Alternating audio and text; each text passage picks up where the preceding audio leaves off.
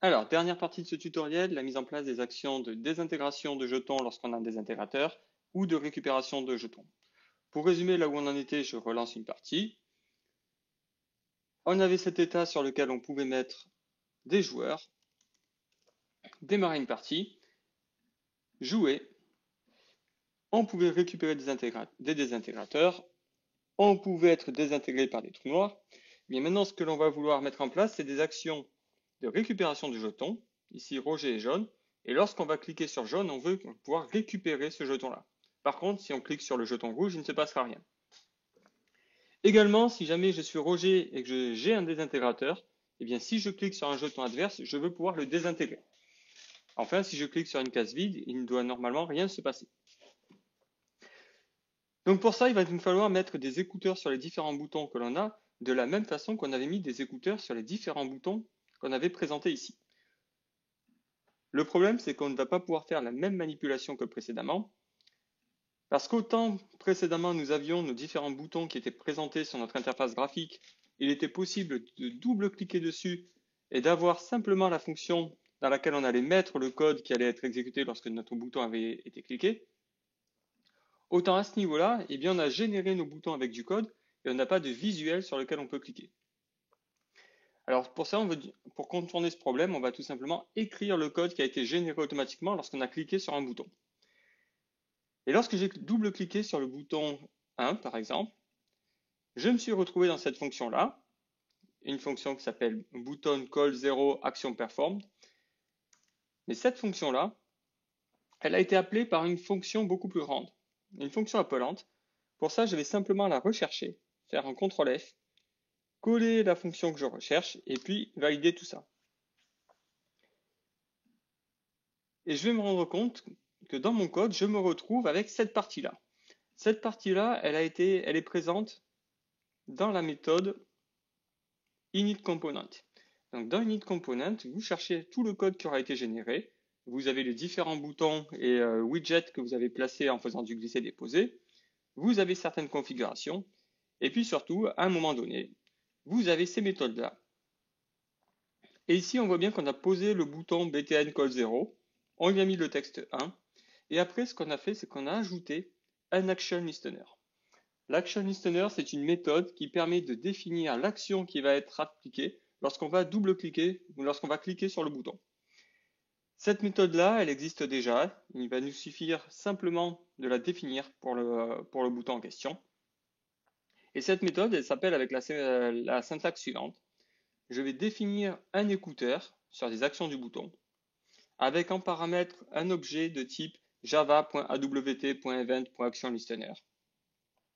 Et cet objet-là va être défini avec une accolade et à l'intérieur une méthode public void action performed reprenant un event en tant que paramètre. Alors, c'est un petit peu technique cette partie-là et notamment la façon dont les boutons sont gérés sur Java. Ce qu'il faut simplement retenir, c'est qu'il nous faut ce code-là. Ce code-là, ici entre les lignes 188 et 192, il nous permet de définir une action sur un bouton. Dans le cas présent, lorsqu'on va avoir notre bouton qui va être double-cliqué, eh bien on déclenchera l'action qui est ici en ligne 190, à savoir bouton call 0 action performed, qui est ni plus ni moins que la méthode qu'on avait définie un petit peu plus bas. Et nous, on va simplement reprendre ce code et on va supprimer cet élément-là dont on n'a pas besoin. Donc dans un premier temps, je fais un copier-coller. Un copier, donc je copie ce code. Et je vais aller le coller à l'endroit où j'ai défini mes différents boutons.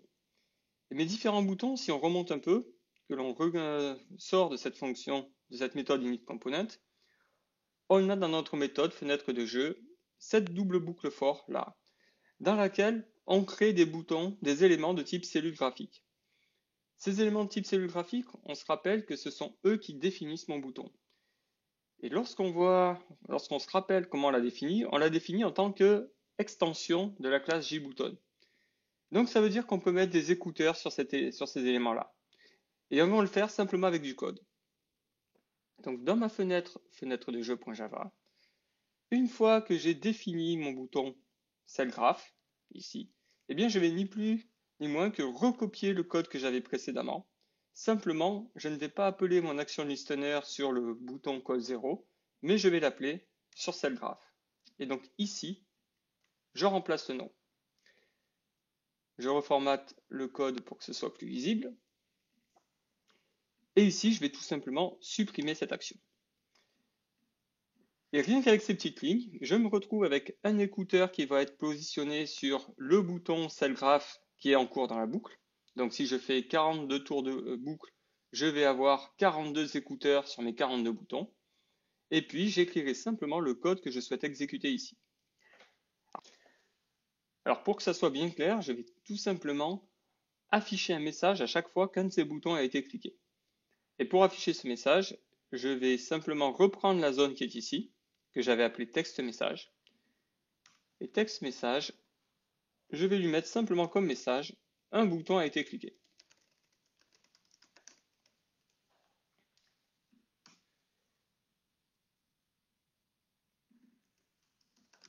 Cet texte, un bouton a été cliqué. Et donc avec ce simple code, désormais, j'ai un écouteur sur chacune des cellules qui aura été définie. Si je relance mon jeu,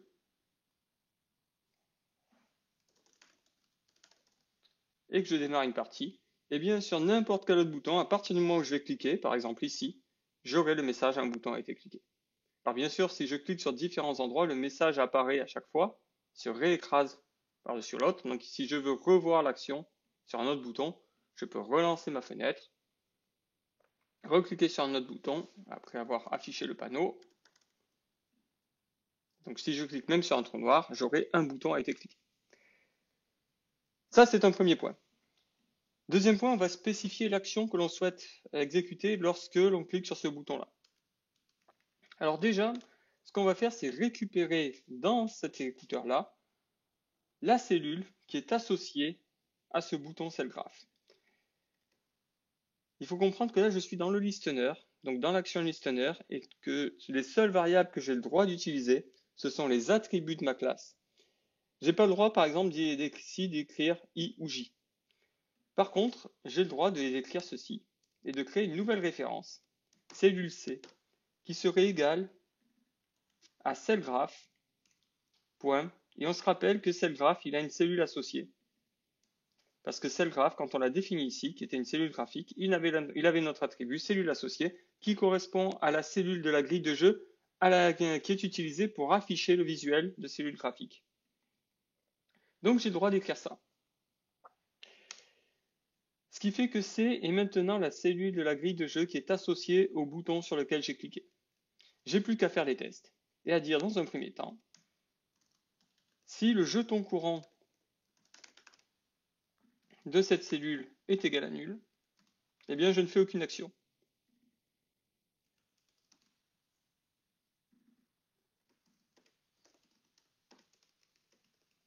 Dans ce cas, aucune action. Je vais tout simplement écrire return. Return sans rien lorsque je suis sur une méthode en void. Ça arrêtera simplement la méthode et ça ne continuera pas le reste. Sinon, ça veut dire que j'ai cliqué sur une case sur laquelle il y avait un jeton. Dans ce cas, si la couleur de ce jeton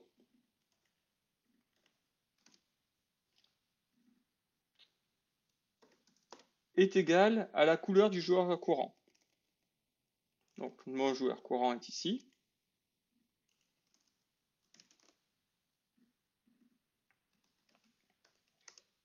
alors je rappelle que pour les tests, il vaut mieux utiliser le point equals.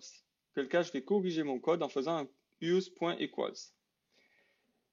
Si la couleur du jeton courant est égale à la couleur du joueur, je suis dans une phase de récupération du jeton. Donc je vais tout simplement écrire ici un message, dans un premier temps pour avoir simplement un visuel.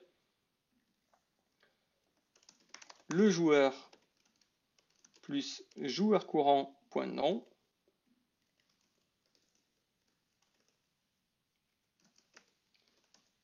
récupère un de ces jetons.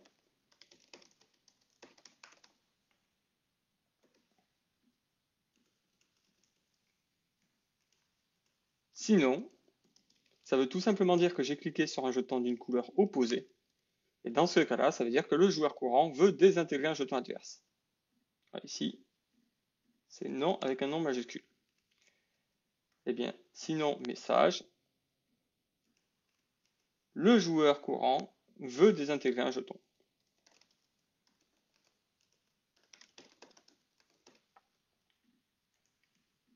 Sinon, je ne ferai rien, je n'afficherai pas de message lorsque je suis sur un jeton court, un jeton nul. J'enregistre, je teste ce code, et on peut très vite voir la distinction qu'il va y avoir.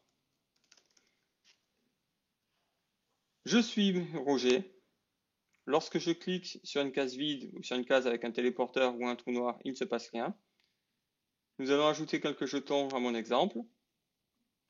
Et lorsque Benoît, qui est désormais jaune, clique sur un jeton jaune, j'affiche le message, le joueur Benoît récupère un de ses jetons. Si je clique sur un jeton rouge, le joueur Benoît veut désintégrer un jeton.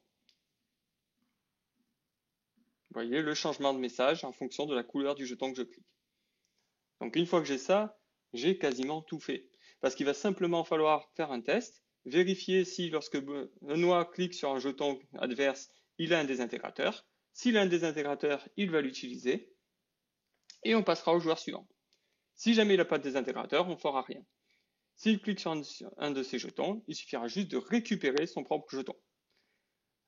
Alors toutes ces méthodes-là, gestion des jetons, à savoir récupération des jetons et utilisation d'un désintégrateur, on les a déjà. Elles sont notamment définies dans Parti.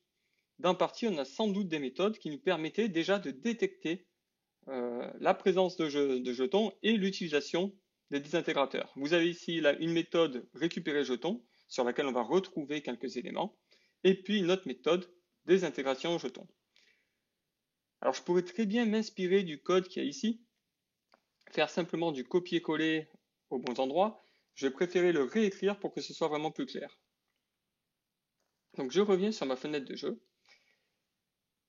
Et lorsqu'il s'agit de récupérer un des jetons, je vais tout simplement créer une variable temporaire, jeton J récupéré, JRécup, qui correspond au jeton que je vais avoir récupéré.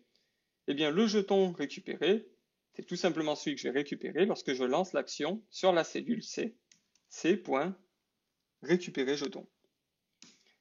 Je récupère ce jeton, je vais le redonner au joueur courant. Donc, joueur courant point ajouter jeton. Je lui ajoute comme jeton le jeton récupéré. J'ai fini ça.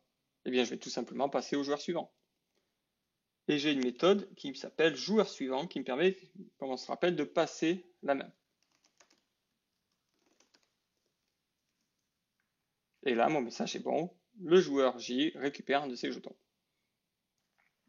Sinon, je ne vais faire des actions que si le joueur courant possède un désintégrateur.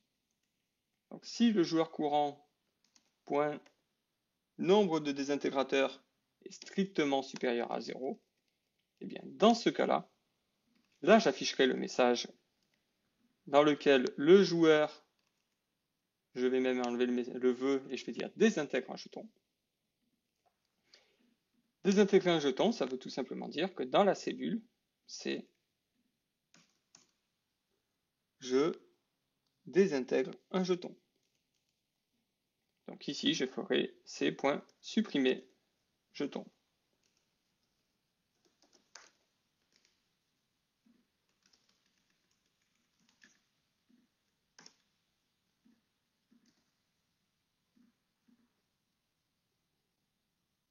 Une fois que ce jeton a été supprimé, eh bien, je vais simplement diminuer le nombre de désintégrateurs, tout simplement parce que mon joueur courant a utilisé un désintégrateur. Donc, soit j'ai une méthode qui s'appelle utiliser désintégrateurs, que j'avais définie et qui me permet de diminuer le nombre de désintégrateurs, soit j'aurais très bien pu faire joueur courant, point, nombre de désintégrateurs, moins. Alors, bien sûr, une fois que j'ai désintégré mon joueur, je passe mon jeton, je passe à joueur suivant. Si jamais je n'ai aucun désintégrateur, eh bien, je vais tout simplement faire un return et m'arrêter là. Ce qui fait que lorsque je suis en ligne 53 ici, si j'arrive à cette ligne-là, c'est sans doute que j'ai récupéré un jeton ou que j'ai désintégré un jeton parce que j'avais un nombre de désintégrateurs supérieur à 0. Sinon, je serais sorti ici ou alors je serais sorti ici. Donc dans les deux cas, on a une case qui est potentiellement vide. Ce qu'on va faire, c'est tasser la grille. Première chose. Donc grille de jeu. Point tasser grille.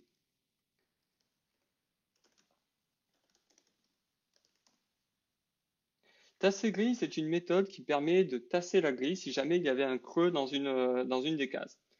Cette méthode-là, elle était peut-être en paramètre avec un entier. Je l'ai un petit peu redéfinie dans mon code et vous pouvez voir que dans la grille, j'ai quelque chose qui s'appelle tasser grille.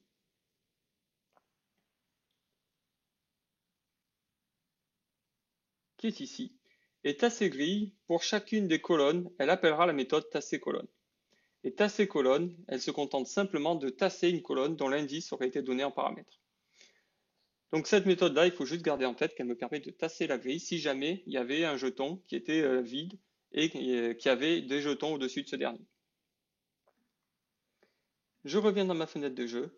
Et bien, une fois que j'ai tassé la grille, ce que je vais faire, c'est d'autres actions que j'aurais en fait déjà exécutées lorsque je cliquais sur mes boutons d'ajout de colonne. Lorsque je joue dans une colonne ici, je reviens sur cette méthode-là, et bien une fois que j'avais fait mes actions, j'avais ajouté un jeton dans une colonne, je redessinais mon panneau, je mettais à jour le nombre de désintégrateurs si jamais il avait bougé, et puis je faisais des tests de conditions de victoire. Eh bien, je vais simplement récupérer cette ligne-là, mise à jour du nombre de désintégrateurs, test des conditions de victoire, et je vais aller les coller. Alors là, je fais ça très très vite pour que ça soit clair. Mais bien sûr, j'aurais très bien pu faire des sous-méthodes et avoir quelque chose d'encore un petit peu plus organisé. Et donc, je colle ce code-là, je reformate,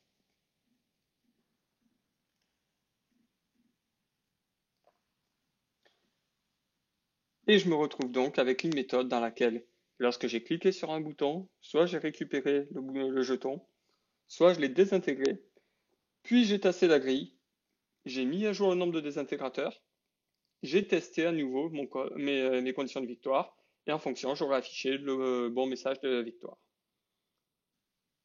Alors, ne pas oublier un dernier point une fois qu'on a tassé la grille, c'est tout simplement rafraîchir le panneau.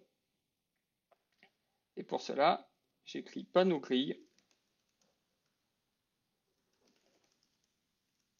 .repaint.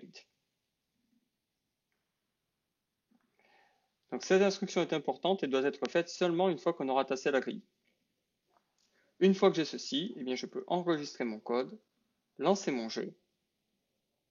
Et lorsque je crée 2 joueurs et que je lance ma partie, eh bien, si je mets un jeton dans chacun et que c'est au tour de Roger qui est en rouge, lorsqu'il clique sur son jeton rouge, ce jeton est récupéré, il est enlevé, et le joueur Roger récupère un de ses jetons. Benoît peut récupérer son jeton jaune à son tour, et puis lorsque je rejoue, et que je teste la récupération de jetons, ici Roger est en rouge, va pouvoir récupérer son jeton, et j'aurai bien un décalage. Pour bien visualiser le fait que l'on décale les jetons, c'est à Benoît qui est en jaune. Si je clique ici, j'ai bien eu mon décalage des différents jetons. Dernier point, test des désintégrateurs. Benoît en jaune vient de récupérer un désintégrateur. Roger a joué ici. Et bien Benoît qui est désormais rouge peut désintégrer Benoît qui est désormais jaune peut désintégrer un jeton rouge. Et je vais pouvoir désintégrer, par exemple, ce jeton-là. Et donc j'ai bien désintégré mon jeton et j'ai bien utilisé mon nombre de désintégrateurs. Avec ça, j'ai l'intégralité de mon jeu qui est faite. Je peux tester mes conditions de victoire et a priori, il n'y aura aucun problème là-dessus. Donc voilà, à partir de là, vous avez votre jeu qui est désormais complet avec les différentes règles qu'on a proposées. Libre à vous d'améliorer les interfaces graphiques en ajoutant des nouvelles frames, en désactivant les colonnes ou en faisant apparaître de nouveaux messages. Bref, vous avez tout le loisir d'enrichir encore votre interface graphique.